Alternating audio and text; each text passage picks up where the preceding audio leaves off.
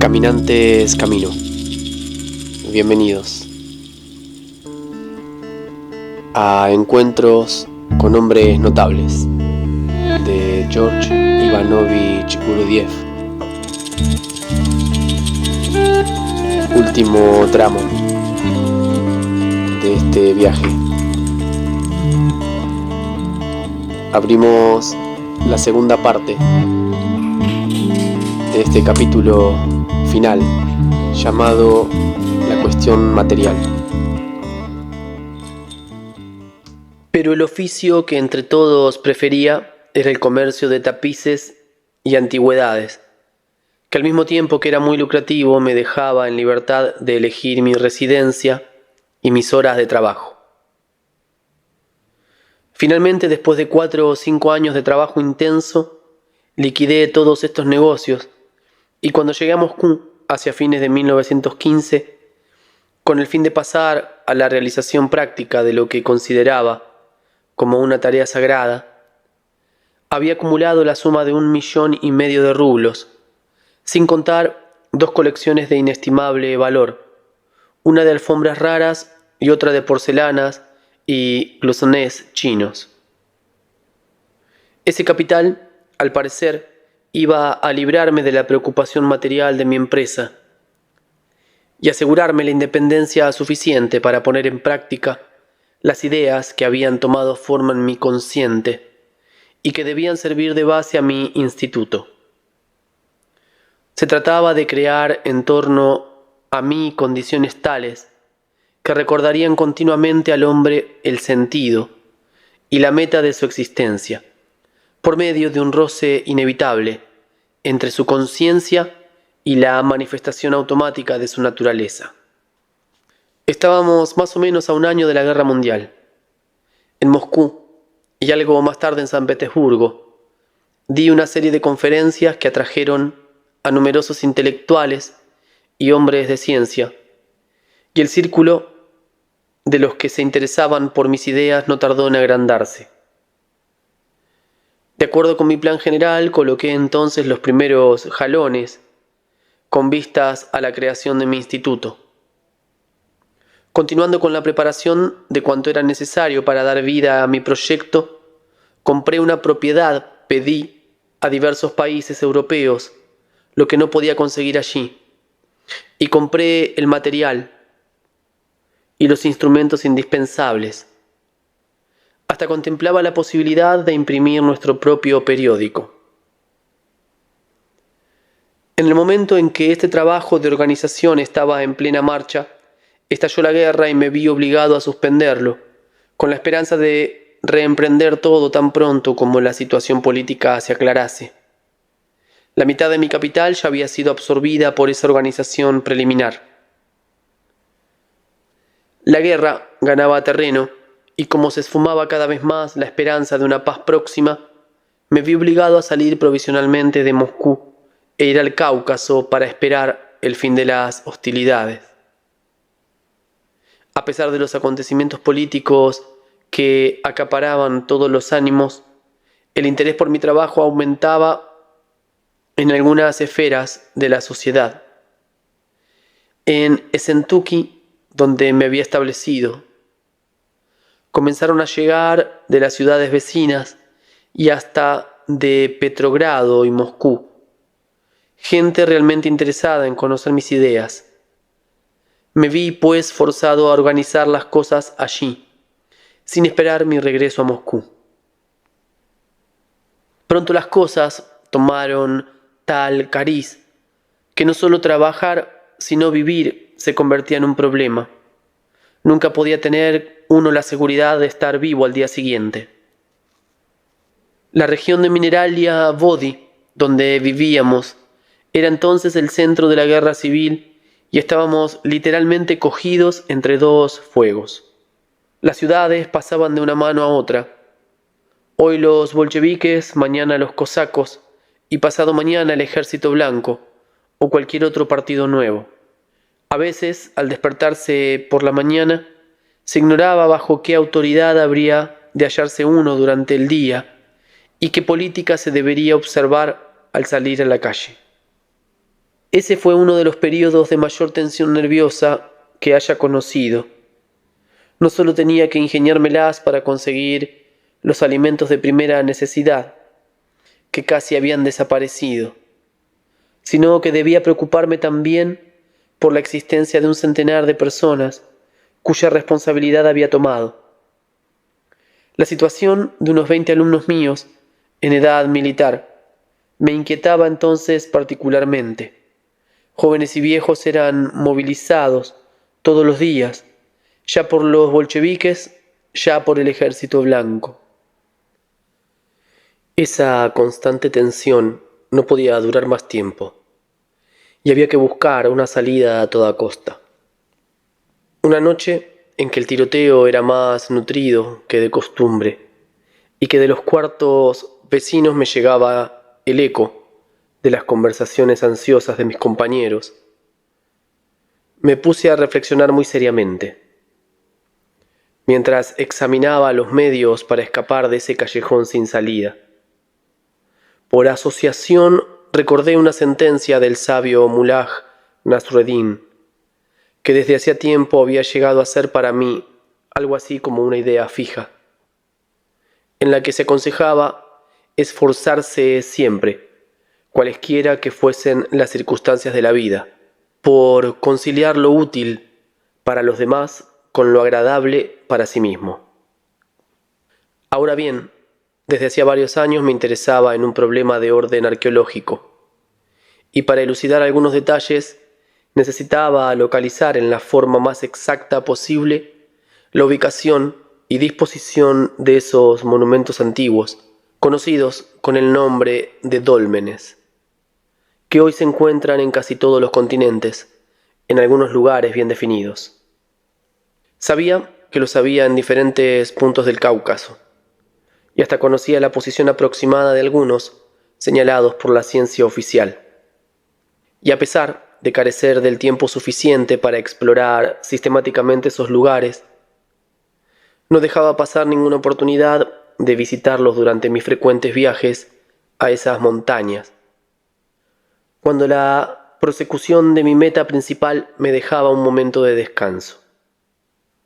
Había adquirido, a consecuencia de investigaciones personales, la convicción de que en las regiones situadas entre las orillas orientales del Mar Negro y la cordillera del Cáucaso, especialmente en las zonas cercanas de ciertos pasos que aún no había cruzado, se erguían solos o en pequeños grupos unos dólmenes de un tipo particular que presentaban para mí el mayor interés. Así pues, encontrándome aislado del resto del mundo y detenido en mi actividad por la situación creada, resolví utilizar el tiempo del cual disponía, organizando en esa región del Cáucaso una expedición que tendría por objeto la búsqueda y el estudio de los dólmenes. Algo que por otra parte tendría la ventaja de resguardarnos, a mí y a los que había tomado a mi cargo. Desde el día siguiente empeñé todas mis fuerzas y recursos para tratar, con la ayuda de algunas personas que me eran más o menos fieles y que tenían relaciones con los detentadores de poder del momento, de obtener la autorización oficial para organizar una expedición científica a las montañas del Cáucaso. Con la autorización ya en las manos, me procuré por medio de toda clase de combinaciones lo que era necesario para un viaje de ese género. Elegí entre los alumnos que habían venido para estar junto a mí a los que corrían más peligro, quedándose en el distrito de Mineralnia Vodi. Aseguré el sustento de los demás y nos dividimos en dos grupos que debían concentrarse en un lugar convenido. El primer grupo, compuesto de 12 personas, salía de Piatigorsk, y el segundo, en el que me hallaba con más de 20 personas, partió de Essentuki. Oficialmente, estos dos grupos eran considerados como completamente independientes, sin tener entre sí nada en común. Sin conocer realmente las condiciones que reinaban entonces en el país, es casi imposible a menos de estar dotado de una imaginación muy fértil. Representarse lo que significaba organizar, en semejante época, una expedición científica, y lo que es más, oficial. Me proponía, al salir de Essentuki, pasar por las regiones habitadas hasta el monte Induk, situado no lejos de Tuapse, y empezar mi búsqueda en dirección sureste, a lo largo de una línea distante de 40 a 100 kilómetros de la orilla del Mar Negro. Logré en un momento en que a nadie se le hubiera ocurrido viajar en tren, aún solo y sin equipaje, debido a los incesantes movimientos de tropas, obtener de las autoridades bolcheviques, a costa de enormes dificultades, 2 vagones. Después de amontonar con muchos esfuerzos en esos vagones a 21 personas, más 2 caballos, 2 mulas y 3 carretas, sin contar todo el material comprado para la expedición, nuestras tiendas, armas y provisiones. Partimos. Viajamos en tren hasta Maikop, pero allí encontramos la vía férrea destruida desde la víspera por una nueva bomba de rebeldes que se llamaban los Verdes. Y nuestra expedición tuvo que seguir en carruaje, no ya en dirección a Tuapse, sino oblicuando hacia el paso del río Bielaya, para llegar a través de las zonas habitadas hasta el lugar donde empezaban las regiones salvajes. No menos de 5 veces tuvimos que cruzar unas posiciones ocupadas, ora por los bolcheviques, ora por el ejército blanco. Al recordar todas esas dificultades, ahora no son sino un recuerdo lejano. No puedo dejar de experimentar un sentimiento de verdadera satisfacción por haber sido capaz de superarlas tan felizmente. Era como si en todo ese período se hubieran realizado milagros en nuestro favor. La violenta epidemia de fanatismo y de odio que en torno a nosotros se había apoderado de todos, ni siquiera nos tocó. Como si yo y mis compañeros hubiéramos gozado de una protección sobrenatural. Nuestra actitud hacia cada uno de los clanes era imparcial, como si no perteneciéramos a este mundo. La de ellos hacia nosotros era siempre la misma. Nos consideraban completamente neutrales, lo que además era verdad.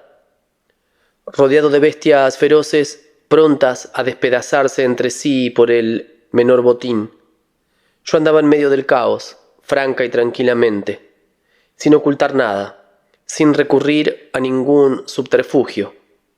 Y aunque el pillaje por requisa llegaba entonces a su paroxismo, no me quitaron nada, ni siquiera los 2 barriles de alcohol que excitaban la codicia de todos, debido a la escasez general.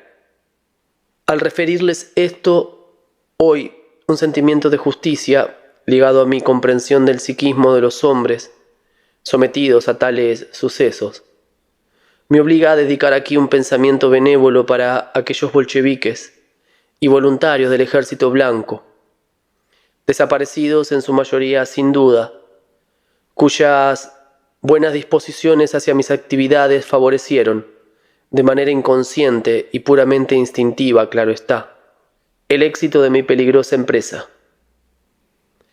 De hecho, si pude escapar de este infierno, en el sentido literal de la palabra, no lo debo únicamente a esa habilidad para descubrir y utilizar las más mínimas variaciones en las debilidades habituales de los hombres, bajo el poder de una psicosis de ese género, ya que, en las condiciones en que se desenvolvían tales sucesos, llenos de inesperadas desviaciones, me hubiera sido imposible, aun ejerciendo activa vigilancia día y noche, prever todo y tomar las medidas necesarias. En mi opinión, si logré salir indemne, se debe a que, en la presencia general de esos hombres, aun cuando presas de un estado psíquico en que desaparece toda huella de sentido común, el instinto que permite a todo ser humano distinguir objetivamente el bien del mal no estaba del todo ausente. De manera que presentían en mis actividades el germen viviente de ese impulso sagrado, que es el único capaz de dar a la humanidad la verdadera felicidad, y por ende secundaban lo mejor que podían el proceso de realización de lo que había yo emprendido desde mucho tiempo antes de esta guerra. Lo cierto es que en todos nuestros contactos, tanto con los bolcheviques como con el ejército blanco, no encontramos situación alguna de la cual no lograra hallar la salida.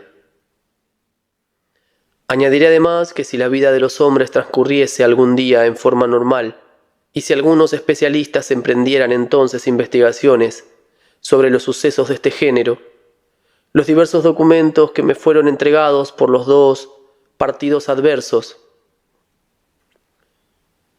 para proteger mis intereses y mis bienes, constituirían para ellos un testimonio sumamente instructivo acerca de los hechos extraordinarios que pueden acontecer durante la psicosis de las masas. Por ejemplo, entre aquellos numerosos documentos hay uno en el que puede leerse lo siguiente. El portador de este documento, ciudadano Gurdjieff, está autorizado a llevar por todas partes un revólver calibre número, en fe de lo cual firmamos y estampamos nuestro sello. El presidente de los diputados, soldados y trabajadores. Rujatze, hecho él en Esentuki. Secretario Chandarovsky. Y al dorso del mismo papel, el llamado Gurdjieff está autorizado para llevar un revólver con el número indicado al respaldo, en fe de lo cual firmamos y estampamos nuestro sello.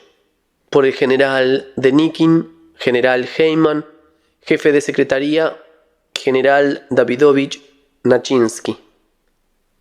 Hecho en Maikop, el 3 puntos.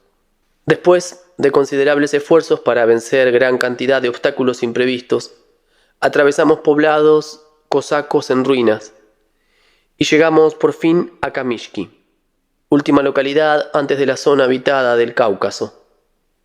Más allá de ese punto ya no había caminos transitables. Después de comprar apresuradamente todas las provisiones que aún era posible encontrar, abandonamos las carretas a su suerte. Cargamos parte del equipaje en caballos y mulas y echándonos el resto al hombro, proseguimos nuestro viaje. Franqueada la primera montaña, respiramos al fin libremente. Sin embargo, era allí donde nos esperaban las verdaderas dificultades. En lo que respecta a la expedición en sí, desde Kamishki hasta Sochi, por el paso del río Bielaya, en el corazón de la cordillera del Cáucaso. Expedición que duró 2 meses, y en la que acontecieron las más extraordinarias aventuras. No diré nada porque, si mis informaciones son exactas, nuestra evasión del centro del infierno a través de los pasos casi infranqueables de esas montañas salvajes, como también la búsqueda de dólmenes y de todas las riquezas visibles u ocultas de esa región, ya fueron descritas por algunos miembros de esta singular expedición científica, en textos que sin duda serán pronto publicados. Nota del autor. Nuestra vida con el señor Gurdjieff. Tomás de Hartmann, colección Ganesha. Librería Hachette S.A., Buenos Aires, 1970. Final de la nota. Había en efecto, en el grupo que se constituyó a mi alrededor, técnicos y especialistas en diversas ramas de la ciencia, perfectamente calificados para llevar a cabo nuestra empresa y que me ayudaron de manera muy eficaz a resolver el problema de los dólmenes. Lo que resalta de las impresiones recibidas durante ese viaje es que las regiones situadas entre Kamishki y Sochi, sobre todo desde el paso hasta el mar, merecerían realmente el nombre enfático de paraíso terrenal, a menudo atribuido a otras partes del Cáucaso por los miembros de la pretendida inteligencia. Aun cuando esas regiones se prestan admirablemente para la agricultura y la explotación termal, y están apenas alejadas de los centros de población ya existentes, quedaron inhabitadas, no se sabe por qué, a pesar de la creciente necesidad de espacio y de recursos. Años atrás se hallaban pobladas por los cherquesos, que emigraron en masa a Turquía hace 40 o 50 años. Desde entonces dichas tierras quedaron sin cultivar y ningún pie humano las ha hollado. Allí se encuentran antiguos campos antes maravillosamente cultivados y magníficos vergeles que aún sin cultivo e invadidos por la maleza dan todavía tantos frutos que podrían alimentar a miles de personas. Algunas semanas después, extenuados de cansancio y tras haber agotado nuestras provisiones, llegamos a la ciudad de Sochi, a orillas del Mar Negro. A todo lo largo de lo que fue para nosotros un verdadero calvario, algunos de los miembros de nuestra expedición, lejos de mostrarse capaces de hacer frente a la situación, se habían comportado de una manera que en nada correspondía a la grandeza de nuestra meta. Resolví pues separarme de ellos y seguir mi camino con los demás hasta Tbilisi, donde aún reinaba un orden relativo bajo la autoridad de los demócratas mencheviques de nacionalidad georgiana. Habían transcurrido 4 años desde el comienzo de la organización del instituto en Moscú. Con el tiempo el dinero se había agotado progresivamente, tanto más cuanto que hacia el final de este período los fondos servían no solo para la obra en sí, sino también para nuevas obligaciones que no se habían previsto en los cálculos originales. El caso es que los sucesos ocurridos en Rusia y todas las convulsiones debidas a la guerra mundial y la guerra civil habían hecho salir a la gente de sus casillas. Todo estaba tan revuelto y trastornado que los ricos y privilegiados de ayer eran los hambrientos de hoy. Esta era la situación de la mayoría de los que lo habían dejado todo para seguir mis ideas y que por su sinceridad y su comportamiento habían llegado a ser mis allegados. Ahora tenía que ayudar a unas 200 personas.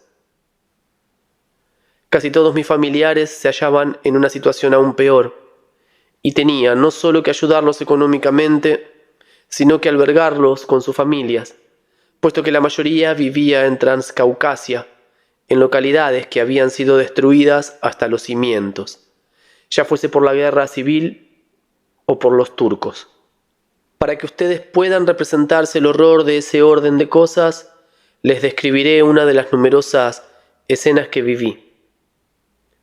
Residía en Esentuki, donde aún había una relativa tranquilidad en aquel momento. Tenía entonces que mantener 2 casas donde mis parientes y los seguidores de mis ideas vivían en común. Una en Esentuki con 85 personas y otra en Piatigorsk con unas 60 personas. El coste de la vida aumentaba cada día. Era cada vez más difícil cubrir las necesidades de esas comunidades y me costaba mucho mantenerme a flote. Una mañana lluviosa, sentado frente a mi ventana, reflexionaba sobre cómo salir del paso, cuando vi detenerse frente a mi puerta 2 extraños carruajes de donde surgieron lentamente sombras informes. En medio de mi sorpresa, no comprendí enseguida de qué se trataba, pero poco a poco distinguí personas, o más bien esqueletos animados, en los que únicamente los ardientes ojos parecían vivir. Estaban vestidos con harapos, descalzos, cubiertos de heridas y de llagas. Había en total 28 personas, de las cuales 11 eran niños de 1 a 9 años. Aquellas personas resultaron ser miembros de mi familia, entre las cuales estaba mi hermana con sus 6 hijos. Vivían en Alexandropol, donde 2 meses antes había comenzado la ofensiva turca. Como en ese tiempo ya no funcionaban ni el correo ni el telégrafo, se hallaban completamente aislados y solo se habían enterado de la llegada de los turcos cuando éstos se hallaban a la puerta de la ciudad. Esa noticia provocó un pánico indescriptible. Ya se figurarán ustedes lo que deben de experimentar unos hombres con los nervios ya deshechos cuando saben con certeza que las hordas enemigas, muy superiores en fuerza y en armas, se mostrarán despiadadas y matarán sin discriminación alguna no solo a los hombres, sino también a las mujeres, a los ancianos y a los niños. Lo que allá está en el orden de las cosas. En medio de este pánico, mis allegados, avisados como tantos otros al último momento, huyeron sin tomarse el tiempo de llevar algo consigo. Enloquecidos, se lanzaron por desdicha en una mala dirección.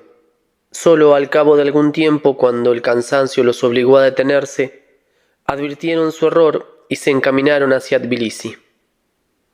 Tuvieron que caminar durante 20 largos días a través de las montañas, por caminos a menudo intransitables, arrastrándose a veces, sufriendo hambre y frío, hasta llegar finalmente a Tbilisi, apenas con vida. Allí se enteraron de que yo vivía en Esentuki. Como las comunicaciones entre las dos ciudades no estaban aún interrumpidas, con ayuda de algunos amigos se las arreglaron para alquilar esas 2 carretas y arrastrarse a lo largo de la carretera militar georgiana para venir a parar a mi casa, en un estado de indigencia que los hacía irreconocibles. Imagínense mi situación cuando vi ese cuadro. A pesar de las dificultades del momento, sentía que era el único que podía y debía albergarlos, vestirlos, cuidarlos. En suma, ponerlos de pie otra vez. Lo que tuve que gastar en ellos se añadió a los gastos de la expedición y a las sumas que había puesto de lado para atender las necesidades inmediatas de los que permanecieron en el distrito de Mineralnia Vodi. Por eso, cuando llegué a Tbilisi con mi numeroso séquito, mis reservas se habían agotado, y con todo esto quiero decir no solo el dinero en efectivo, sino todos los objetos de valor que mi mujer y yo habíamos logrado traer con nosotros en nuestros continuos desplazamientos. En cuanto a los demás objetos preciosos que tantos años me habían costado reunir, solo unos cuantos pudieron ser vendidos, desde el comienzo de esos sucesos caóticos, por algunos de mis alumnos que vinieron con sus familias de las 2 capitales para reunirse conmigo en Esentuki. Pero todo el resto, incluyendo las 2 colecciones únicas de las que he hablado, se quedó en Moscú y en Petrogrado, y ni siquiera sabía qué le había ocurrido. Ya el segundo día de mi llegada a Tbilisi no me quedaba un solo céntimo en el bolsillo, y tuve que pedir a la mujer de uno de mis compañeros que me prestase o sencillamente me diese su última sortija, cuyo diamante pesaba algo más de 1 quilate. Lo vendí inmediatamente para que esa noche todo el mundo pudiera comer. Las cosas empeoraron aún más por la enfermedad que había contraído en las montañas del Cáucaso, donde uno está sometido a enormes cambios de temperatura entre la noche y el día. Mi estado se había agravado por el hecho de no poder quedarme en cama. Con una fiebre que llegaba a los 40 grados, tenía que recorrer la ciudad para encontrar, como fuese, un medio para salir del paso. Me informé acerca de las posibilidades comerciales del lugar y al darme cuenta de que a pesar de la depresión general de los negocios en Transcaucasia, el comercio de alfombras orientales antiguas y modernas seguía floreciente. Al punto resolví emprender algo en ese sentido. Elegí entre mis alumnos y los miembros de mi familia a varias personas calificadas y después de enseñarles a ayudarme, organicé rápidamente un verdadero comercio de alfombras. Algunos de mis asistentes buscaban y compraban toda clase de alfombras recorriendo Tbilisi y las ciudades vecinas. Un segundo grupo las lavaba y limpiaba, mientras que un tercero las reparaba. Esas alfombras eran entonces seleccionadas. Unas se vendían al por menor, otras al por mayor, ya al comercio local, ya para la exportación a Constantinopla. Desde la tercera semana las alfombras produjeron más dinero del que necesitaba para mantenernos a todos. Ante los beneficios que dejaba el negocio y sus evidentes perspectivas de ampliación, me vino el deseo de fundar allí mismo mi instituto, en forma temporal, sin esperar el restablecimiento de la paz, tanto más cuanto que siempre había tenido la intención de crear una filial en Tbilisi. Al mismo tiempo que seguía con mi comercio de alfombras, me ocupaba de poner en marcha el instituto, pero comprendí enseguida que, dada la crisis de viviendas, me sería imposible encontrar una casa que correspondiese a mis planes, y me dirigí al gobierno georgiano. Este acogió favorablemente nuestra petición y la transmitió al alcalde de la ciudad, rogándole que hiciera cuanto le fuera posible para hallar un inmueble digno de una institución tan importante para el país. El alcalde y varios miembros del consejo municipal que se interesaban por mi obra se esforzaron por encontrar lo que necesitábamos. Sin embargo, pese a sus deseos, no pudieron descubrir nada que nos conviniese y nos ofrecieron un local provisional, prometiéndonos que nos encontrarían rápidamente otro más adecuado. Fue así como por tercera vez emprendí la organización de mi instituto. De nuevo se presentaron los mismos problemas. De nuevo hubo que buscar muebles y todo el material indispensable.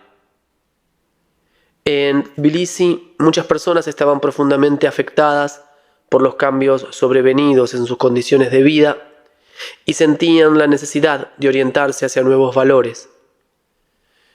En forma tal que una semana después de su apertura mi instituto estaba lleno de alumnos y las inscripciones ya se habían cerrado para clases 3 veces más numerosas que las actuales, las que pensaba iniciar tan pronto tuviéramos otra residencia. En esos locales provisionales que en nada correspondían a nuestras necesidades, y a pesar de los excesivos contratiempos que nos imponían las circunstancias, el trabajo sobre mí mismo empezó a cobrar vida.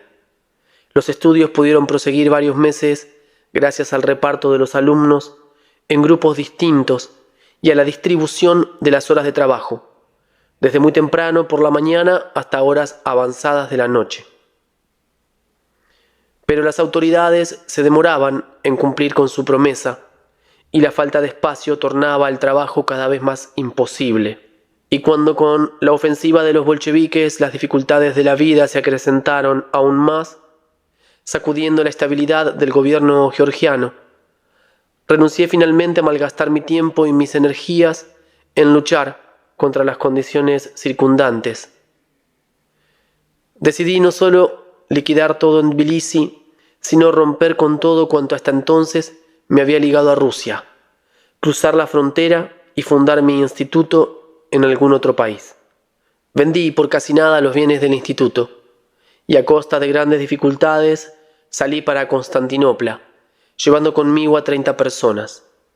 A mi salida de Tbilisi la venta de alfombras me había dejado a despecho de toda una suma importante y calculaba que después de haber asegurado como mejor pudiera el sustento de aquellos de mis allegados que aún permanecían en Georgia y de cubrir los gastos del viaje a Constantinopla, nos quedaría dinero suficiente para vivir todos en el extranjero durante un periodo bastante largo.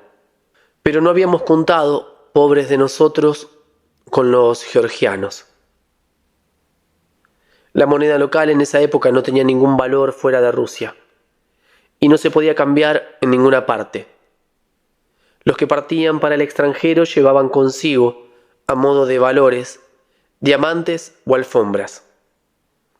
Decidí pues que también llevaría en lugar de dinero algunas piedras preciosas así como 20 alfombras raras, y después de haber llenado todas las formalidades necesarias para su exportación, las entregué a mis discípulos.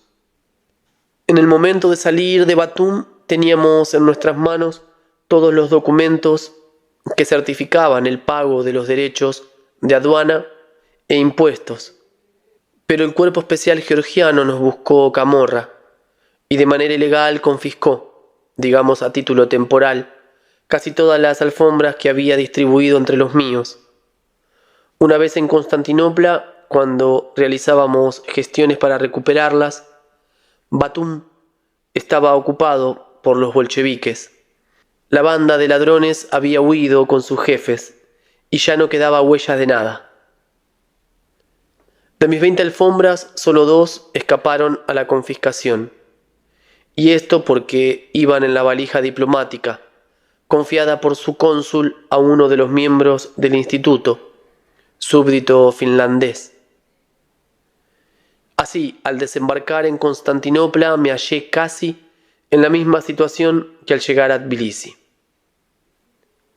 No tenía a mi disposición sino 2 pequeños diamantes y las 2 mencionadas alfombras. Si los hubiera vendido, aun cuando a buen precio, no habría bastado para mantener a tal cantidad de gente, sino por poco tiempo, tanto más cuanto que todos necesitábamos ropa. En Tbilisi no era posible conseguirla, y la que llevábamos estaba tan usada que no podíamos en ese estado presentarnos decentemente en la ciudad, donde la vida era más o menos normal. Pero la suerte me sonrió. Enseguida tropecé con algunos buenos negocios. Entre otros asuntos me ocupé, junto con un viejo amigo, de vender una existencia importante de caviar. Después participé en la venta de un barco y las finanzas mejoraron de nuevo.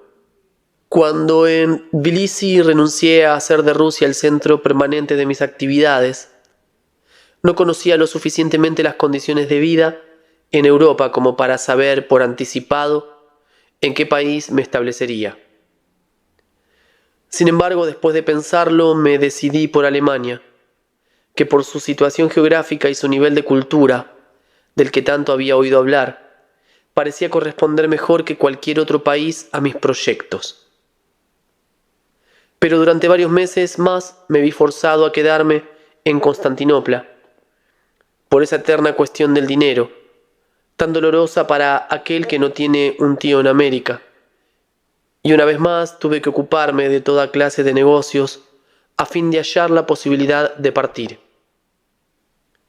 Mientras tanto, para que los que me habían acompañado pudieran reanudar el trabajo emprendido bajo mi dirección, alquilé en el barrio de Pera, donde viven casi todos los europeos, el único local grande que pude encontrar. Durante mis horas libres dirigía de nuevo la clase de movimientos iniciada en Tbilisi y organizaba todos los sábados demostraciones públicas para acostumbrar a los alumnos a no dejarse incomodar por la presencia de extraños. El número de personas que me pedían que las dejase tomar parte en ese trabajo no dejaba de aumentar. De hecho, los turcos y los griegos que eran atraídos por nuestras demostraciones se interesaban cada vez más en esos movimientos, en la música de acompañamiento que yo había compuesto especialmente, como también en los diversos trabajos emprendidos por mis discípulos, en previsión de las futuras actividades del instituto en Alemania. Por otra parte, como la situación general de los países europeos seguía inestable, la desconfianza mutua entre gobiernos hacía muy difícil la obtención de visas de entrada o de tránsito.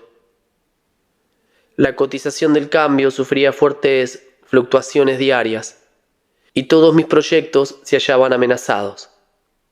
Resolví pues extender el campo de mis actividades, organizar en ese mismo local conferencias públicas destinadas a dar a conocer algunos aspectos de mis ideas fundamentales y abrir cursos consagrados al estudio de la manifestación humana a través de los movimientos, la música y la pintura, considerados en sus relaciones con la ciencia objetiva.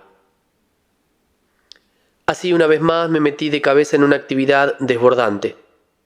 Mientras seguía ganando dinero por 1000 medios, ya en Constantinopla, ya en Kadikoy, en la orilla opuesta del Bósforo, a donde iba casi todos los días en barco, consagraba el resto del tiempo al trabajo que había organizado y en el que participaba entonces gran número de personas nuevas. Los únicos momentos de que disponía para establecer el plan de las conferencias que debían dar algunos de mis discípulos, especialmente preparados, eran los que pasaba viajando, ya en barco, ya en tranvía. En esta actividad duplicada viví durante casi un año, hasta la llegada tan esperada de las visas, que coincidió con el momento en que más o menos había logrado tapar el inmenso hueco hecho en mi bolsillo por la continua corriente de dinero que lo atravesaba. En vista de que en esos tiempos las elucubraciones de los jóvenes turcos exhalaban ya un olor inquietante, decidí no esperar los atractivos de toda clase que no dejarían de presentarse y salir del lugar con los míos antes de que fuese demasiado tarde. Después de transferir apresuradamente mis clases a Kadikoy y poner a su frente a algunos de mis nuevos alumnos más calificados, salí para Alemania. Al llegar a Berlín comencé por repartir en los hoteles a todos los que me habían seguido. Alquilé en el barrio de Schmargendorf una sala grande para reanudar el trabajo interrumpido. Y salí a visitar diferentes lugares donde algunos de mis conocidos habían visto casas que parecían convenir a las necesidades del instituto. Después de ver algunas de ellas, me decidí por una propiedad en Gererau, no lejos de la ciudad de Dresde, especialmente construida y acondicionada en vasta escala para un nuevo movimiento que poco tiempo antes había dado mucho que hablar con el nombre de Sistema Dalcroze. Hallando que esta casa y su instalación convenían más o menos al establecimiento y desarrollo futuro de la sede central del instituto, resolví adquirir la totalidad, pero mientras negociaba con el propietario, recibí de un grupo de ingleses a quienes interesaban mis ideas la propuesta de abrir mi instituto en su capital. Me ofrecían tomar a su cargo todos los gastos y cuidados de la organización. Dada la precaria situación financiera en que nos encontrábamos, me sentí atraído por esa propuesta y partí hacia Inglaterra, con el fin de darme cuenta por mí mismo del estado de cosas en ese país. Como la marcha general del trabajo emprendido en Berlín era para mí de gran importancia y mi prolongada ausencia le hubiera sido nefasta, y como por otra parte los diversos asuntos relativos a la proposición inglesa no podían resolverse desde lejos, decidí realizar el viaje a Londres cada 2 o 3 semanas para pasar allí 3 o 4 días. Cambiaba cada vez de itinerario, con el fin de conocer otros países de Europa. Las observaciones que hice en el transcurso de esos viajes me llevaron a la conclusión de que el lugar más propicio para mi meta no era ni Alemania ni Inglaterra, sino Francia. Francia me producía entonces la impresión de ser un estado política y económicamente más equilibrado, y a pesar de su situación geográfica menos céntrica que la de Alemania, me parecía constituir, gracias a la ciudad de París, considerada como la capital del mundo, algo así como una encrucijada de todas las razas y naciones. Representaba por consiguiente a mis ojos el país más calificado para una extensa difusión de mis ideas. En este sentido, Inglaterra, debido a su posición aislada, no hubiese permitido ningún desarrollo, y un instituto habría tomado allí el carácter estrecho de un establecimiento local. Por eso terminé por rechazar el ofrecimiento de los ingleses. Consentí, sin embargo, en mandarles instructores que había preparado especialmente, y cierto número de discípulos de quienes ellos se encargarían en la espera de poder organizar la filial inglesa del instituto. En suma, a nuestra llegada a Francia durante el verano de 1922, después de pagar los gastos de viaje, hallé que solo me quedaban 100.000 francos. Primero organicé en París algo así como una comunidad temporal para mis alumnos y conseguí a título provisional el local de la escuela Dalcroze, donde continuamos nuestro trabajo. Busqué entonces una casa en alquiler para el instituto y los fondos necesarios para instalarlo.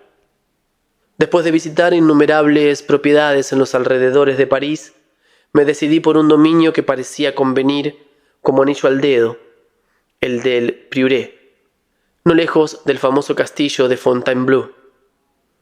Su propietaria, que lo había heredado de un célebre abogado, y deseaba deshacerse de él dado los enormes gastos de mantenimiento, prefería venderlo en lugar de alquilarlo. Prolongó las negociaciones y se manifestó en esta ocasión según las tendencias que los meteorólogos contemporáneos hubieran formulado como nieve o lluvia probable, o bien una y otra. Después de mucho negociar, finalmente consintió en diferir la venta por un año. Me alquilaba la propiedad por 65.000 francos por año y me daba 6 meses para decidirme. Después de ese plazo podría venderla y entonces yo tendría que abandonarla de la noche a la mañana. Cerrado el negocio, fui a instalarme al Prioré con unos 50 alumnos. Era el 1 de octubre de 1922. A partir de ese día comenzaría para mí, en condiciones específicamente europeas, que me eran por completo extrañas, uno de los períodos más locos de mi existencia. Cuando me presenté ante la reja del castillo, era como si detrás del viejo conserje me estuviera recibiendo la señora Necesidad, pues los 100.000 francos que poseía se habían volatilizado hasta el último céntimo, parte en el alquiler y parte en los 3 meses de gastos que permanecía en París con todos mis alumnos. Mientras continuaba manteniendo esta multitud de personas, tenía que afrontar un problema inmediato: comprar los muebles y utensilios indispensables para nuestra instalación, ya que ni el mobiliario del castillo ni sus enseres habían sido previstos para tal cantidad de personas, a las que se agregarían gran número de nuevos huéspedes que podrían llegar de Inglaterra de un día para otro, pues habíamos desistido de abrir una sucursal en Londres. Mi situación era tanto más complicada cuanto que a mi llegada a París yo no hablaba ninguno de los idiomas de Europa Occidental. A mi salida de Batum, este asunto de los idiomas había comenzado a inquietarme. En Constantinopla no tenía por qué preocuparme, puesto que conocía bien los 3 idiomas utilizados allí: el turco, el armenio y el griego. Pero en Berlín ya se habían presentado dificultades serias, y en París, ante la necesidad de hallar los medios para cubrir enormes gastos, sentí más que nunca cuánto me perjudicaba mi ignorancia de los idiomas europeos. Ahora bien, no tenía un solo instante de ocio para aprenderlos. Me era casi imposible servirme de intérpretes, sobre todo para una transacción comercial, donde hay que captar el estado de ánimo del hombre que está delante de uno y actuar sobre su psicología. Aún con un buen traductor, los largos intervalos necesarios para la traducción destruyen todo el efecto de lo que acaba uno de decir, sin hablar de la dificultad para dar la entonación tan importante en toda negociación de ese género. Además, ni siquiera contaba con un buen intérprete, pues aquellos de mis alumnos a quienes hubiera podido pedirles que me ayudaran hablaban el francés como lo hablan de ordinario los extranjeros, sobre todo los rusos. Lo suficientemente bien para mantener una conversación de salón, y eso no en Francia, mientras que yo necesitaba constantemente un francés preciso para negociaciones comerciales serias. La cantidad de fuerza nerviosa que gasté durante estos 2 primeros años, en los momentos en que sentía que no se me traducía como era debido, habría bastado para alimentar con creces la actividad de un centenar de esos aprendices brokers de ustedes en la bolsa de Nueva York.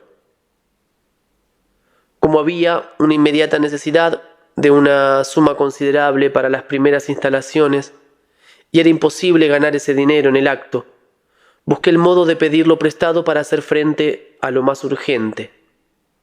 Mi intención era organizar provisionalmente el trabajo del instituto de manera que pudiera reservar la mitad de mi tiempo para ganar dinero, lo que permitiría reembolsar este préstamo gradualmente. Fue en Londres, con diferentes personas que se interesaban en mis proyectos, donde obtuve ese préstamo. Era esta la primera vez que me apartaba del principio fundamental que me había impuesto desde hacía 15 años. Emprender la realización de mi obra bajo mi sola responsabilidad personal, sin aceptar ninguna ayuda material del exterior. Puedo afirmar categóricamente que hasta ese momento, a despecho de los gastos enormes, los fracasos y pérdidas que habían ocurrido no por mi culpa, sino a consecuencia de los sucesos políticos y económicos de los últimos años, no debía un solo céntimo a nadie. Todo provenía de mi propio trabajo. Mis amigos y las personas que sentían interés o simpatía por mis ideas me habían ofrecido dinero en numerosas ocasiones, pero siempre me había negado a aceptarlo hasta en los momentos más difíciles, prefiriendo superar los obstáculos por mis propios esfuerzos antes de traicionar mis principios. Allanado el problema inmediato, me puse ardientemente manos a la obra. Mi tarea durante ese período fue, cabe decirlo, sobrehumana. A veces solía suceder que de las 24 horas del día trabajaba 24, pasando la noche en Fontainebleau y el día en París, o viceversa. Incluso el tiempo de los viajes lo empleaba en mi correspondencia o en conversaciones.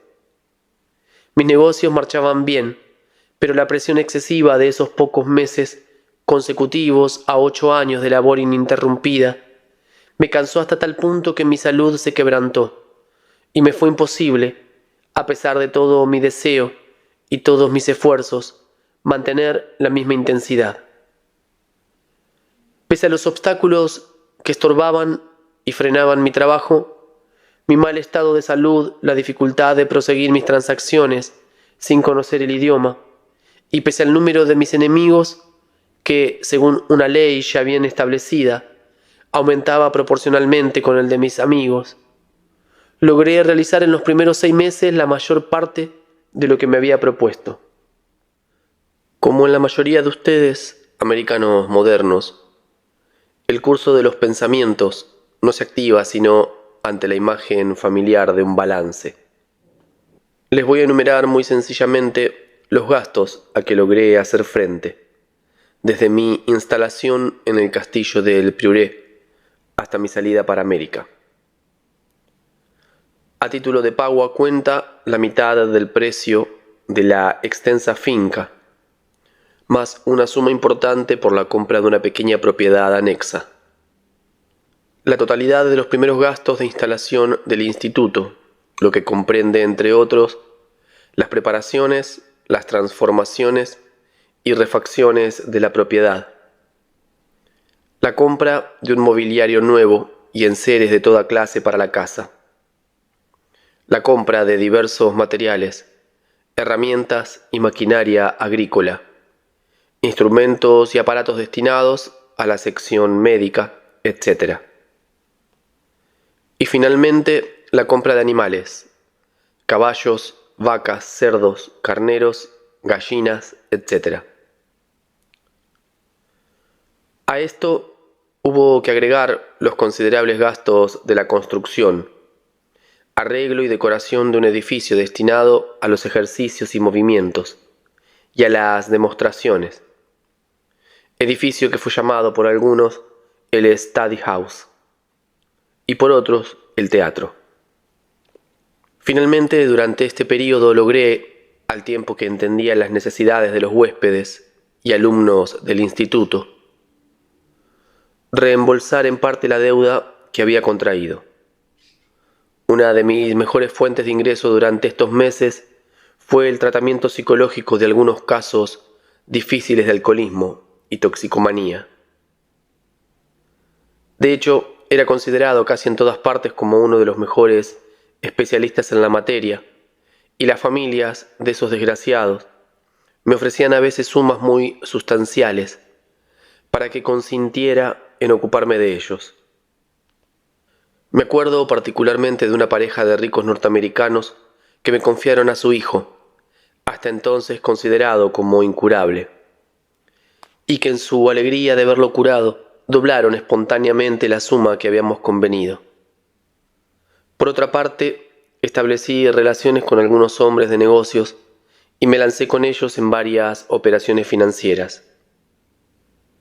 También logré considerables ganancias revendiendo a precios imprevistos todo un lote de acciones de una compañía de petróleo. Realicé uno tras otro 2 negocios fructuosos. Al abrir en Montmartre, en compañía de un socio, 2 restaurantes que puse en marcha algunas semanas para revenderlos tan pronto estuvieran de moda. Me parece extraño hoy poder enumerar tan fácilmente esos logros cuando recuerdo la tensión increíble que me exigían las terribles experiencias interiores que en ese entonces me trastornaban por completo. Durante esos meses tenía que estar en el trabajo a las 8 de la mañana para terminar a las 10 u 11 de la noche. Y el resto de la noche lo pasaba en Montmartre, no solo para mis negocios de restaurantes, sino para el tratamiento de un alcohólico que encontraba allí todas las noches, completamente borracho, y que me daba mucho trabajo porque no quería dejarse curar. Es interesante observar que en esos tiempos lo que se sabía de mi vida interior, o sea, todas esas pasadas en Montmartre, daba excelente alimento a las habladurías de muchas personas que me conocían de cerca o de lejos. Unos me envidiaban porque podía ir de parranda, otros me lo reprochaban amargamente.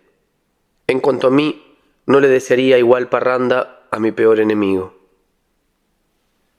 En suma, la necesidad y la urgencia de aportar una solución duradera al problema financiero del Pluré, la esperanza de estar finalmente libre de esas preocupaciones crónicas y poder consagrarme por completo a mi verdadero trabajo, o sea, la enseñanza de las ideas y de los métodos que constituían la base del instituto. Esperanza aplazada año tras año por razones que no dependían de mí. Todo me obligaba a realizar esfuerzos sobrehumanos, sin considerar las consecuencias desastrosas que podrían resultar de ello. Pero a pesar de mi repugnancia a detenerme a mitad de camino, me vi obligado una vez más a dejar todo en suspenso, precisamente antes de haber reunido las únicas condiciones que habrían permitido el cumplimiento de las tareas fundamentales del instituto. Durante los últimos meses, el estado de mi salud se había agravado, hasta tal punto que me había visto obligado a reducir mis horas de trabajo. Ante la repetición de algunos trastornos que nunca había experimentado, confieso que comencé a preocuparme y tomé la resolución de dejar todo trabajo activo, tanto mental como físico. Empero, dilataba constantemente esta medida, hasta el día en que un resfriado me obligó, quiéralo o no, a interrumpir todo. Son circunstancias que merecen ser descritas. Una noche, poco después de las 10, como había terminado temprano mis negocios en París, y tenía que encontrarme sin falta a la mañana siguiente en el Pluré, donde esperaba la visita de un ingeniero para discutir los planos y el presupuesto de un baño de vapor especial que tenía pensado construir. Decidí regresar inmediatamente para acostarme temprano y dormir bastante. Sin detenerme en ninguna parte, ni siquiera en mi apartamento de la ciudad, salí en dirección a Fontainebleau. El tiempo estaba húmedo. Cerré las ventanillas de mi automóvil y durante todo el camino me sentí tan bien que hasta comencé a hacer proyectos para la construcción, en el instituto, de un horno de alfarería, según el modelo de los antiguos hornos persas. Al acercarme al bosque de Fontainebleau, recordé que frecuentemente hay neblina en ese lugar, durante la noche cuando el tiempo está húmedo. Miré mi reloj, eran las 11:15. Encendí los faros y aceleré para salir lo más pronto posible de ese mal paso. Después de ese momento no recuerdo nada, ni cómo conduje, ni qué sucedió. Cuando volví en mí, vi el siguiente cuadro. Me hallaba sentado en el vehículo, casi en medio de la carretera. A mi alrededor, el bosque. Brillaba el sol. Una gran carreta, cargada de heno, se había detenido delante del automóvil. El carretero, de pie al lado de la puerta, golpeaba el cristal con su látigo, lo cual me había despertado. Según las apariencias, en la víspera, después de haber mirado mi reloj, había seguido durante 1 o 2 kilómetros y luego me había dormido sin querer, lo que jamás en mi vida me había ocurrido. Me había dormido hasta las 10 de la mañana. Felizmente mi auto se había detenido en la mitad derecha de la calzada, casi respetando los reglamentos, y en toda la mañana los vehículos se vieron obligados a desviarse, sin perturbar mi sueño. Pero la carreta era demasiado voluminosa para pasar, y tuvieron que despertarme. Aun cuando dormí muy bien en esas originales condiciones, el resfriado que pesqué fue tan serio que todavía sigo sintiendo sus efectos. A partir de ese día se me hizo muy difícil, aún violentándome, exigir a mi cuerpo un esfuerzo demasiado sostenido. De buena o mala gana tuve que suspender todos mis negocios. La situación del instituto se convirtió por tal motivo en una de las más críticas.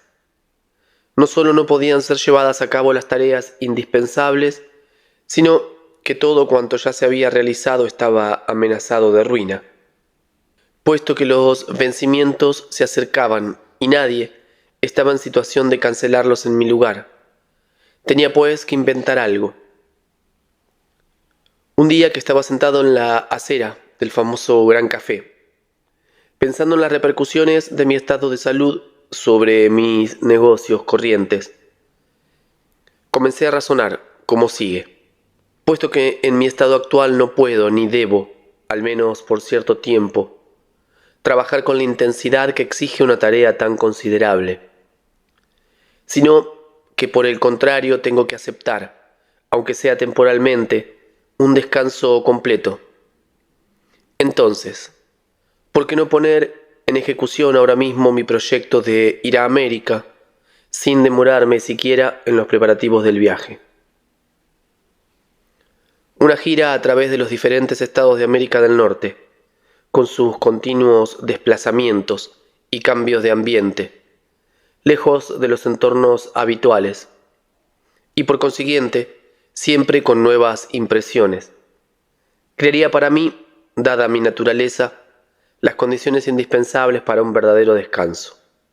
Y más aún cuando, al hallarme a gran distancia del lugar donde se concentran todos mis intereses actuales, me vería librado por algún tiempo de cierto rasgo de mi carácter que siempre me forzó, en mis frecuentes expediciones a través de regiones salvajes, cada vez que debía soportar las benévolas manifestaciones de las criaturas de Dios, bípedas o cuadrúpedas, a ponerme mal que bien de pie para sumergirme al punto en la empresa del momento. Para comprender lo que entiendo por no demorarme en los preparativos del viaje, deben ustedes saber que desde el comienzo de la organización de mi instituto en Francia, había empezado a reunir los elementos de una serie de conferencias destinadas a poner en conocimiento del público las ideas básicas del instituto y su aplicación a diferentes campos tales como la psicología, la medicina, la arqueología, la arquitectura, el arte y aún diversos tipos de fenómenos sobrenaturales. Por otra parte, yo había preparado a algunos alumnos para una serie de representaciones que deseaba dar durante una gran gira a través de Europa y América. Mi meta estribaba en utilizar esta forma para hacer penetrar en el proceso de la vida cotidiana de los hombres el significado de esas ideas, que hasta entonces no había divulgado y que se basaban en un material recogido en diferentes regiones de Asia, inaccesibles al común de los mortales, como también poner en evidencia los resultados prácticos a los que podrían conducir. Como consecuencia de esas reflexiones en la terraza del Grand Café, decidí pues correr el riesgo de partir inmediatamente, contentándome con lo que ya tenía preparado. Hasta me di a mí mismo mi palabra de honor de no trabajar en nada serio desde mi partida de Francia hasta mi regreso, sino comer bien, dormir cuanto pudiera y leer solo aquellos libros cuyo contenido y estilo estuvieran conformes con el espíritu y carácter de los cuentos de Mullah Nasreddin. Estaba dispuesto a intentar la aventura porque comenzaba a abrigar la esperanza de que mis alumnos serían capaces ahora de organizar por sí mismos en América, sin mi participación, toda una serie de conferencias y demostraciones. Uno de los peligros de esa repentina decisión, destinada a la vez a restaurar mi propia salud y a restablecer la situación material de mi instituto. Ese hijo que había concebido a costa de dificultades increíbles y que apenas comenzaba a vivir una vida independiente. Se debía al hecho de que para triunfar tenía que llevar conmigo a 46 personas, que tanto allí como en Francia, desde luego, estarían por completo a mi cargo. Ese era el único modo de resolver tan angustioso problema, pero era imposible no darse cuenta de que, en caso de fracasar, la situación general se agravaría aún más y hasta podría convertirse en catástrofe. Lo que representa la financiación de una gira por América del Norte de 46 personas lo comprenderán sin trabajo algunos de ustedes, que tienen la fiebre de realizar frecuentes viajes por Europa, y podría medir mejor la gravedad de esa empresa extravagante si aceptan tomar en consideración el sencillo hecho de que para esos viajes ustedes cambian sus dólares en francos, mientras que yo, por el contrario, tenía que cambiar mis francos en dólares. Cuando tomé la decisión de partir, tenía por toda reserva los 300.000 francos que había puesto a un lado en previsión del vencimiento del 15 de febrero, día en que había de firmarse definitivamente el acta de venta del castillo del Prioré. No por eso dejé de gastar ese dinero en el viaje, y me apresuré a organizar nuestra partida. Mientras me ocupaba de los preparativos necesarios, conseguir los pasajes, pedir las visas, comprar ropa, hacer trajes para las danzas y otras cosas por el estilo, concentré toda mi atención en las clases de movimientos y multipliqué los ensayos que se efectuaban en el Study House, por fin terminado. Observando una vez más cuán molestos se sentían los participantes por la presencia de espectadores extraños, decidí dar en París, en el Théâtre des Champs-Élysées, varias representaciones públicas, precisamente antes de embarcarnos. Pero por más que me imaginara lo que esta iniciativa de última hora me costaría, estaba muy lejos de prever el abismo al que me arrastraría. Finalmente, las demostraciones en París, los pasajes del barco, la cancelación de los pagarés más urgentes, el dinero destinado a los que se quedaban en Europa, como también algunos gastos inesperados, engulleron la totalidad de los 300.000 francos, aún antes de la salida. De manera que en el último minuto me encontré en una situación súper tragicómica. Todo estaba listo para la salida y no podía irme. ¿Cómo emprender tal viaje con tantas personas sin tener la menor reserva para casos de emergencia? Esta situación se me presentó en todo su esplendor 3 días antes de embarcarnos. Entonces, tal como me había sucedido más de una vez en los momentos críticos de mi vida, surgió un acontecimiento imprevisto. Según todas las apariencias, tratábase de una de esas intervenciones que los hombres capaces de pensar conscientemente han considerado siempre como signo de la justa providencia de las fuerzas superiores. En cuanto a mí, diré que este era el resultado conforme con las leyes de la perseverancia inquebrantable de que un hombre puede hacer gala para que concuerden todas sus manifestaciones con los principios a los que se somete conscientemente a fin de lograr una meta determinada. Las cosas ocurrieron como sigue. Estaba sentado en mi habitación del Prieuré, buscando una salida a la increíble situación que se había creado, cuando de repente se abrió la puerta y entró mi anciana madre. Había llegado hacía poco con algunos miembros de mi familia que se habían quedado en el Cáucaso después de mi partida de Rusia. Yo no había conseguido hacerlos venir sino muy recientemente. Mi madre se acercó a mí y me dio un paquetito diciendo: «Líbrame por favor de este objeto. Estoy cansada de llevarlo siempre conmigo». Al principio no comprendí lo que me quería decir y abrí maquinalmente el paquete, pero cuando vi el contenido tuve que contenerme para no ponerme a bailar de alegría. Antes de explicarles lo que era el objeto que, en ese momento desesperado, podía provocar tal emoción en mí, debo decirles que hacia la época en que me establecí en Esentuki, la agitación que se había apoderado de toda Rusia provocaba en el consciente de cualquier hombre sensato el presentimiento de un peligro inminente. Por eso había hecho venir a mi anciana madre de Alexandropol para tenerla junto a mí. Y cuando algo más tarde emprendí la expedición científica de que hablé, la confié a los que se quedaron en Esentuki. Por otra parte, en este año de 1918 en el Cáucaso, como en toda Rusia, el valor del rublo disminuía de día en día, y todos los que tenían dinero buscaban convertirlo en valores seguros y apreciados universalmente, tales como piedras y metales preciosos, antigüedades, etc. Yo también transformé todo mi capital en objetos de esa clase, que siempre llevaba conmigo. Pero la víspera de la salida de la expedición, como el pillaje estaba a la orden del día en todas partes, bajo el pretexto de investigaciones y requisas, y como era arriesgado llevar conmigo todos esos valores, distribuí parte de ellos entre mis compañeros con la esperanza de que, aun en el caso de que no escapáramos al pillaje, alguno de nosotros tendría la suerte de salvar algo. Luego repartí el resto entre aquellos que no podían salir del país.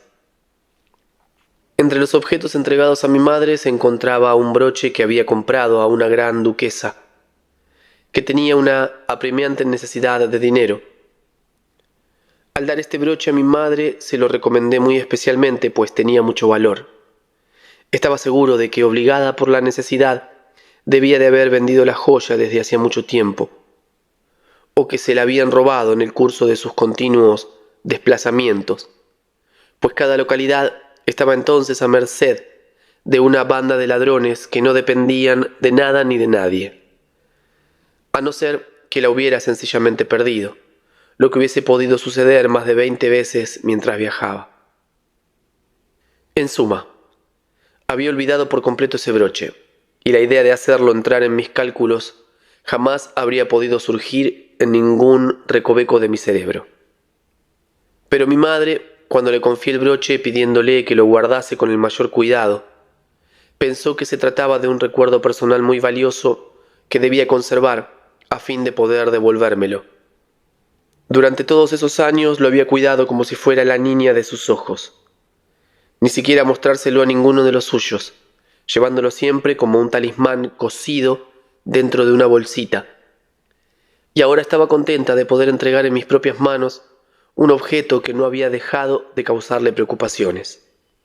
Pueden ustedes imaginar el alivio que experimenté cuando reconocí este broche y comprendí el partido que podría sacarle.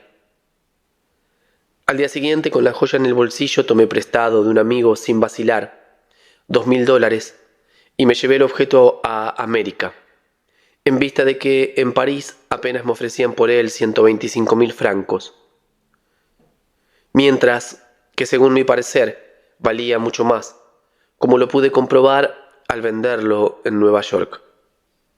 El señor Gurdjieff interrumpió aquí su relato, y en el silencio que reinaba se puso a fumar un cigarrillo con la sonrisa que le era peculiar.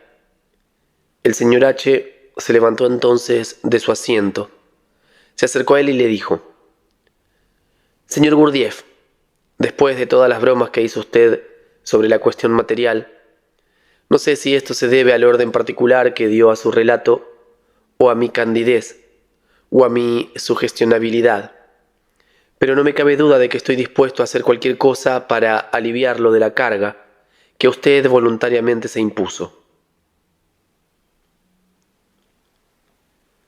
Y debo confesar que me siento impulsado a hacerlo, por la impresión que experimenté a todo lo largo de su relato de que en esa tarea, que está más allá de las fuerzas de un hombre común, usted se halló hasta ahora absolutamente solo. Permítame que le entregue este cheque que representa todo cuanto puedo disponer en este momento. Me comprometo al mismo tiempo, ante todos los que están aquí, a entregarle cada año la misma suma, donde quiera que se encuentre y sean cuales fueren las circunstancias. El señor H. se secó la frente, visiblemente emocionado. El señor Gurdjieff se levantó a su vez, le puso la mano en el hombro y, contemplándolo con una mirada imposible de olvidar, a la vez bondadosa y penetrante, le dijo simplemente: Gracias al hermano que Dios me envía hoy. Un ejemplo inesperado de la fuerte impresión producida por el relato del señor Gurdjieff es la intervención de cierta Lady L., de paso por Nueva York, que, invitada por el señor R., se encontraba entre nosotros esa noche. Ella de pronto declaró con mucha sinceridad: Señor Gurdjieff, un poco por casualidad asistí a esta reunión y pude escuchar su relato, que me interesó apasionadamente, pues a menudo tuve oportunidad de oír hablar de sus actividades y de las ideas saludables a las que su instituto ha dado vida.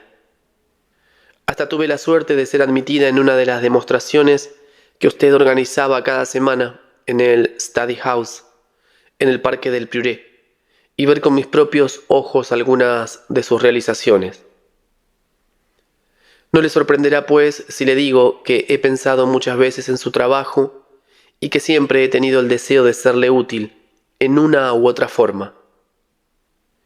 Y ahora, después de escuchar el relato de sus esfuerzos y sentir con intuición de mujer la verdad de lo que usted trae a la humanidad, comprendo hasta qué punto su actividad está paralizada por la falta de dinero, ese móvil esencial de la vida de los hombres, y he decidido aportar yo también mi contribución a su obra. Si me comparo con la mayoría de la gente, mis recursos son sin duda superiores al promedio y deberían permitirme ofrecerle una suma bastante importante. En realidad son apenas suficientes para hacer frente a las exigencias de la vida en la forma que corresponde a mi posición social. Me estuve preguntando toda la noche lo que podría hacer por usted y pensé en una suma que poco a poco puse de lado y deposité en un banco en previsión de tiempos difíciles, en espera de algo mejor. Resolví poner la mitad de esa suma a su disposición, sin exigirle intereses, mientras un acontecimiento grave no me ponga en la obligación de recurrir a esos ahorros, pues solo Dios sabe que me reserva el porvenir. Mientras Lady L. expresaba en tal forma sus sentimientos, el señor Gurdjieff la escuchaba con gravedad. Luego le respondió: Gracias, muy estimada Lady L. Aprecio su franqueza. Y como admito ahora la idea de ser ayudado en la realización material de mi obra, le acepto ese préstamo que me será de mucha ayuda en mis actividades presentes. Como usted aludió al porvenir, a mi vez voy a hablarle francamente. Puedo predecirle que le devolveré ese dinero dentro de 8 años exactamente, en un momento en que usted, aun cuando gozará de perfecta salud, tendrá la mayor necesidad de lo que constituye hoy, como usted bien lo vio, el móvil esencial de la vida de los hombres. El señor Gurdjieff guardó silencio por largo tiempo, como absorto en graves pensamientos. De pronto pareció cansado. Su mirada se detuvo en cada uno de nosotros.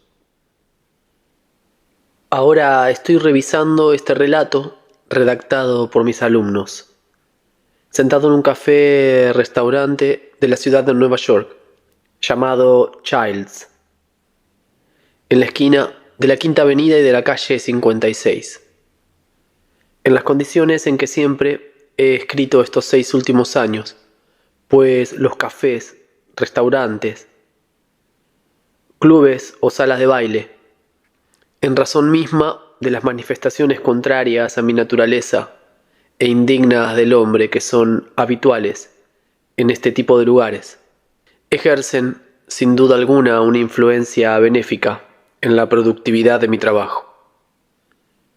Y quisiera referirles un hecho singular, quedando ustedes libres de considerarlo como una pura coincidencia o como el efecto de una providencia sobrenatural. Ocurre que, sin haberlo buscado, termino hoy la revisión de este texto en esta misma ciudad. 7 años contados día por día, desde la noche que acaba de ser descrita. Para completar este relato diré sencillamente esto.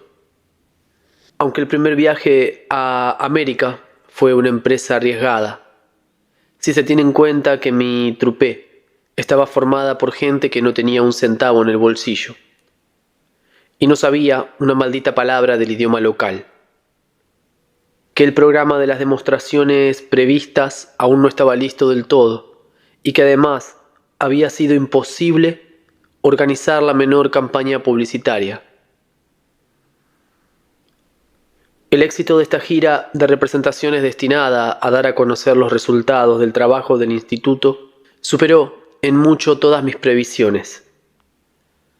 Me atrevo a afirmar que si un grave accidente, ocurrido algunos días después de mi regreso a Francia, no me hubiera impedido regresar 6 meses después a Norteamérica, tal como era mi intención, todo cuanto había emprendido en ese continente con la ayuda de los que me acompañaban me hubiera permitido no solo reembolsar la totalidad de mis deudas, sino también asegurar para el futuro la existencia de todas las ramas del Instituto para el Desarrollo Armónico del Hombre, tanto las que se hallaban en actividad como las que pensaba inaugurar el año siguiente. Pero ¿vale realmente la pena hablar de esto ahora? Al evocar ese periodo de mi vida, retorna involuntariamente a mi memoria aquel proverbio de nuestro querido Mullah Nasreddin. ¿De qué vale derramar lágrimas al recordar la hermosa cabellera del condenado a muerte? Mientras escribía estas últimas palabras, alguien vino a sentarse a mi mesa. Todos mis amigos conocían la condición impuesta a cualquiera que deseara hablarme, o sea, la de esperar a que haya terminado de escribir y que sea yo mismo quien inicie la conversación. Dicho sea de paso, aunque esta regla fue siempre respetada, sin embargo, sentí muy a menudo que aun cuando se conformaran escrupulosamente con lo establecido, algunos rechinaban los dientes como si estuvieran prontos a ahogarme en una cucharada del último remedio de moda. Cuando terminé de escribir, me volví hacia el recién llegado, y desde las primeras palabras que me dirigió se desencadenó en mí toda una serie de reflexiones que me llevaron a una decisión categórica. Si me abstuviera aquí de hablar de esa decisión y de las reflexiones que la originaron, ello equivaldría verdaderamente a actuar en menosprecio de todos los principios fundamentales, cuya huella puede seguirse como si fuera una línea roja a todo lo largo de ese relato. Para comprender bien mi situación momentánea, es preciso saber que la persona que había venido a sentarse a mi mesa no era otra que mi socio secreto en mis negocios de antigüedades. Digo secreto porque nadie, aún entre mis allegados, conocía ese tipo de relación. Había trabado relaciones con él hacía 6 años, varios meses después de mi accidente. En esa época aún estaba muy débil físicamente, pero mi facultad habitual de pensar volvía gradualmente a funcionar y comenzaba a considerar en toda su desnudez mi situación material, debida en parte a los enormes gastos del viaje a América, en parte a los gastos ocasionados por las graves enfermedades de mi madre y de mi esposa. Como esa prolongada permanencia en cama se convertía para mí en un tormento cada vez más insoportable, empecé a viajar en automóvil para tratar de atenuar ese sufrimiento con impresiones variadas, y también para tratar de descubrir algún asunto comercial que fuera compatible con mi estado del momento. Acompañado por aquellas personas que siempre se veían a mi lado, transitaba por todas partes, más a menudo por París, en los lugares frecuentados por los refugiados rusos. Fue así como un día, en uno de esos famosos cafés de París, un hombre se me acercó. No lo reconocí enseguida y solo durante la conversación recordé haberlo encontrado, muchas veces en diversas ciudades del Cáucaso, de Transcaucasia y de Transcaspiana. Como se había especializado en el comercio de antigüedades y viajaba de ciudad en ciudad, entró en relaciones conmigo porque yo era conocido en Asia como perito en objetos antiguos y como excelente negociante en alfombras, porcelanas chinas y esmaltes de mosaico. Entre otras cosas, me dijo que había logrado salvar del desastre ruso cierto capital y que aprovechando su conocimiento del inglés había seguido su comercio en Europa. Hablando de sus negocios, se quejó de las dificultades del mercado europeo, inundado de imitaciones de toda clase, y de pronto me preguntó: «Y a propósito, querido compatriota, ¿qué le parecería si se asociase conmigo, por ejemplo, para dar informes de perito y evaluar los objetos?» Finalmente llegamos a un acuerdo que me obligaba a participar durante 4 años en sus negocios. Antes de comprar en firme un objeto antiguo, debía traérmelo para que yo realizara un informe de tasación. Si esto no modificaba demasiado el itinerario de los viajes que mis actividades de escritor me obligaban a emprender, iba a ver los objetos en el lugar donde se hallaban y le daba a conocer mi opinión de la manera convenida por anticipado. Las cosas siguieron así por algún tiempo. Él pasaba todo el año recorriendo Europa, descubriendo y comparando toda clase de piezas raras que traía aquí, a Norteamérica, donde las revendía a los anticuarios, sobre todo en Nueva York. En cuanto a mí, no actuaba sino en calidad de experto. Sin embargo, el año anterior, en momentos en que la crisis de mi situación material llegaba a un punto culminante, como este negocio seguía marchando bien, ya que se habían hallado numerosas posibilidades de venta, y como Europa rebosaba de mercancías de ese género, se me ocurrió la idea de servirme de este comercio para resolver mis finanzas. Resolví, pues, ensanchar al máximo la escala de las operaciones manejadas por mi socio. A partir de entonces, en lugar de permitirme algún descanso antes y después de mis fatigosos viajes, tal como había acostumbrado a hacer los últimos años, tuve que consagrar todas mis horas disponibles a pedir dinero en préstamo a diferentes personas que confiaban en mí y con quienes mantenía relaciones por una razón o por otra. Después de conseguir el préstamo, una suma de varios millones de francos, los invertí totalmente en el negocio. Alentado por el desarrollo de nuestra empresa y la perspectiva de ganancias sustanciales, mi socio había trabajado sin escatimar sus esfuerzos para procurarse mercancías, y tal como fue convenido, llegó a América con toda su colección, 6 semanas antes que yo. Desgraciadamente, la crisis general había estallado mientras tanto, y como afectaba particularmente ese ramo, no podíamos contar con ninguna ganancia, ni siquiera esperar a recuperar nuestro capital. Era precisamente esto lo que él había venido a decirme. ¿Qué términos debería yo emplear para describir esta situación inesperada, cuando ya dije que la crisis del año pasado había alcanzado su punto culminante. No podía encontrar una expresión mejor que un proverbio de Mullah Nasreddin, que de pronto me vino a la memoria.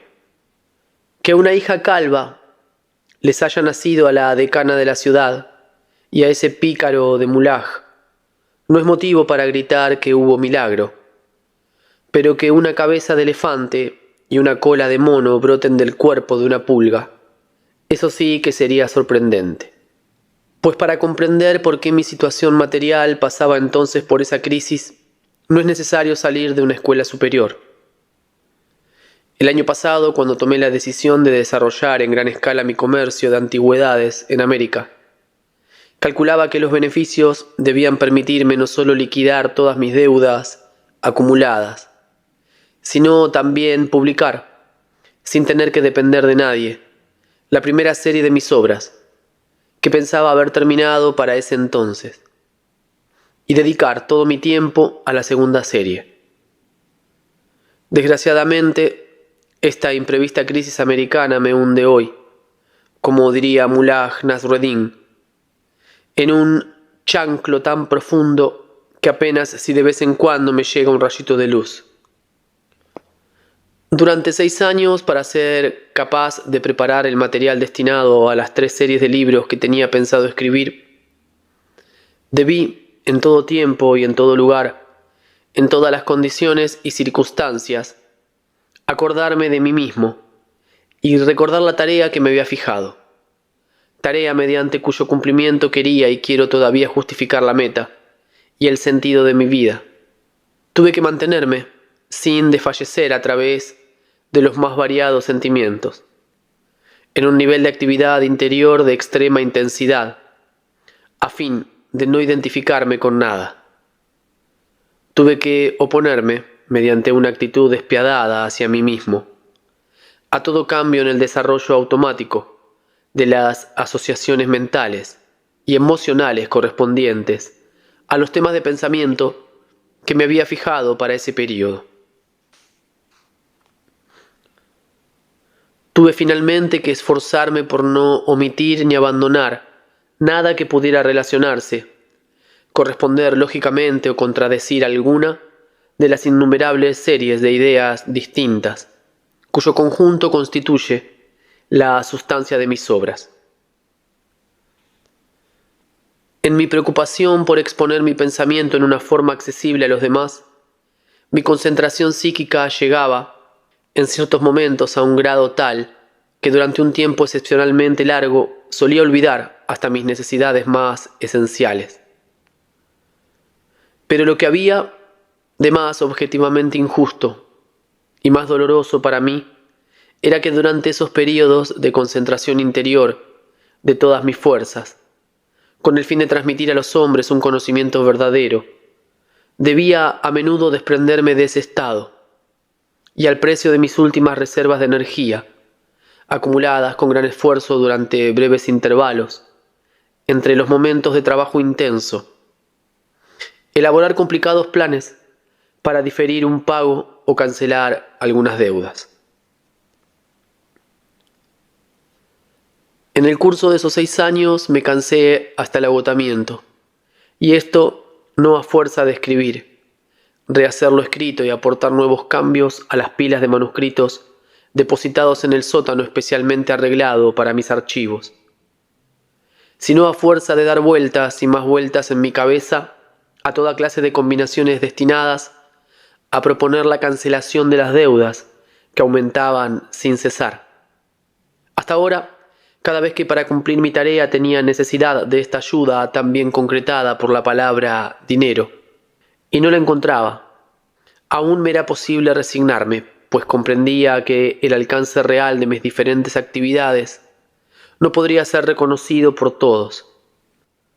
Pero después de lo que realicé en estos últimos 6 años, y ahora que mi meta llega a ser evidente para todos, no tengo la intención de resignarme a ello por más tiempo. Y estimo, al contrario, con toda tranquilidad de conciencia, que tengo derecho a exigir de cada uno de los que se me acercan sin distinción de raza, creencia, ni de situación material o social, que cuida como a la niña de sus ojos, que mi fuerza y mi tiempo puedan ser reservados a las actividades que corresponden al verdadero sentido de mi individualidad. Para volver a la decisión categórica que tomé después de que mi socio secreto salió de Childs, he aquí en qué consiste. Mientras yo esté aquí, entre gente que no ha sufrido las consecuencias catastróficas de la última gran guerra y que hoy me arrastran, claro está que sin desearlo, a sufrir pérdidas considerables, quiero empero una vez más, por mí mismo, solo, sin que otros tomen la iniciativa, y naturalmente sin recurrir a ningún medio que algún día pueda suscitar en mí remordimiento de conciencia. Servirme de ciertas facultades, cuyos datos se constituyeron en mí por la educación correcta que recibí en mi infancia, para adquirir una suma de dinero que me permita a la vez liquidar todas mis deudas y regresar a casa, en el continente de Europa, para vivir a cubierto de la necesidad durante 2 o 3 meses. Al demostrar una vez más por la práctica la verdad de las ideas expuestas en el relato que acabo de revisar, habré merecido experimentar otra vez la más alta satisfacción que al hombre otorga nuestro Padre común, antaño definida por el sacerdote egipcio, que fue el primer maestro de San Moisés, como satisfacción de sí mismo, engendrada por el cumplimiento ingenioso de su propia meta, dentro de la certidumbre de una conciencia pura. Hoy es 10 de enero. Dentro de 3 días, según el calendario de antiguo estilo, se celebrará el Año Nuevo. A medianoche, hora memorable para mí por ser la de mi venida al mundo. Ahora bien, según una costumbre establecida desde mi infancia, a partir de esa hora comencé siempre a conformar mi vida a un nuevo programa, basado invariablemente sobre un principio bien definido, que es el de acordarme de mí mismo lo más que pueda en todo, con el fin de dirigir voluntariamente mis manifestaciones, así como mis reacciones ante las manifestaciones de los demás, de una manera tal que me permita alcanzar las metas escogidas por mí para el año venidero. Para este año me fijaré la tarea de concentrar todas las facultades presentes en mi individualidad a fin de ser capaz, desde ahora hasta mi salida, fijada para mediados de marzo, de reunir honradamente por mis propios medios la suma que necesito para liquidar todas mis deudas. A mi regreso a Francia me pondré de nuevo a escribir, pero con la única condición de estar libre en el futuro de toda preocupación material y de poder establecer mi modo de vida en cierta escala. Si a pesar de esto, por una razón cualquiera, no logro cumplir la tarea que me he impuesto, me veré obligado a reconocer el carácter ilusorio de todas las ideas expuestas en este relato, así como las extravagancias de mi imaginación, y fiel a mis principios, ir a refugiarme con el rabo entre las patas, como diría Mullah Nasreddin, en el más profundo de los chanclos, que jamás hayan sido calzados por pies sudados. Y si así fuere, tomaré la decisión categórica de no publicar sino los textos cuya revisión acabo de terminar, es decir, la primera serie de mis obras y 2 capítulos de la segunda. Dejar de escribir para siempre y una vez de regreso a casa, encender bajo mis ventanas una enorme fogata en medio del césped para arrojar allí, caiga como caiga, todo el resto de mis escritos. Después de lo cual comenzaré una nueva vida sirviéndome de las facultades que poseo para satisfacción única de mi egoísmo personal. Ya se esboza un plan en mi cabeza loca para mis futuras actividades. Me veo organizando un nuevo instituto con numerosas sucursales, esta vez no para el desarrollo armónico del hombre, sino para el aprendizaje de medios inéditos de autosatisfacción. Y pueden creerme, un negocio como este siempre marchará sobre ruedas.